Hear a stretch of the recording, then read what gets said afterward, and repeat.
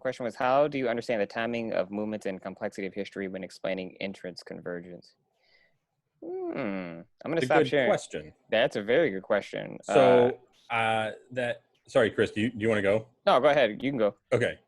So I think helpful, I like to talk in concretes as much as possible, which may sound a little bit paradoxical given racial formation theory. But so I think right now we're in a moment of interest convergence and we're in the middle of it. So the racial protests as a result of the murder of George Floyd and the amount of white people involved in these protests, we think is a moment of interest convergence because of the pandemic coinciding with the pandemic.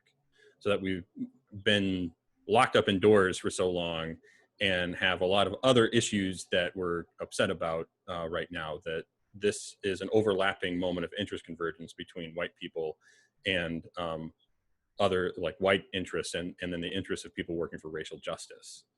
And so we're in the middle of it. And so it's going to be hard to talk about how the interest convergence aspects of this and how they play out because it hasn't completed yet. Yeah, I do think the USPS issue is an interesting one because it's still the same it's still technically what we might call interest convergence, but it's coalescing in an evil way, we might say, with regards to a kind of effort to defund the Postal Service at a time during a global pandemic and at a time when an election is coming, while also recognizing that the Postal Service, from an economic standpoint, needs to be restructured.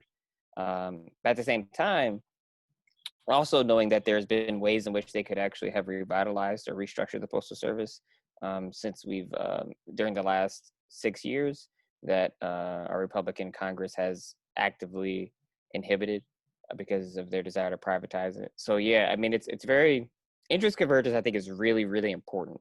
That's what I'm trying to say. Like, nothing happens in a silo. One example I'll say, and then we will move on to racial formation, is many of you have seen the documentary 13th, I'm sure, on Netflix, that talks about essentially the loopholes of the 13th Amendment that allowed police to re-enslave Black folks. Another documentary that's really helpful is called Slavery by Another Name, that talks about it tells more story about what happened between that period of the end of Reconstruction through beginning of World War One, by a guy named Douglas Blackman. There's a book too. It's called Slavery by Another Name. And he talks about peonage and how, because of this loophole in the 13th Amendment, if you got arrested, you could be re-enslaved.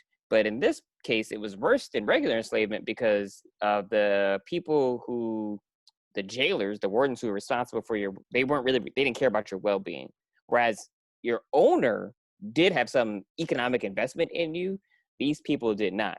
And so what you see is this, that's where you see these vagrancy laws, all these other random laws that pop up that allow people to begin to traffic in Black bodies, Black male bodies especially, but Black bodies in general. This did not end until World War One, because what they realized was they were not going to be able to draft or ask people, Black men, to go fight in a war when they were being both lynched and re-enslaved for things like jaywalking, right? And so this movie does an excellent job of talking about interest convergence without even using that word. So it's a good documentary. It was done by PBS. It may be on Amazon, I think. I'm not sure, but I highly recommend watching it again.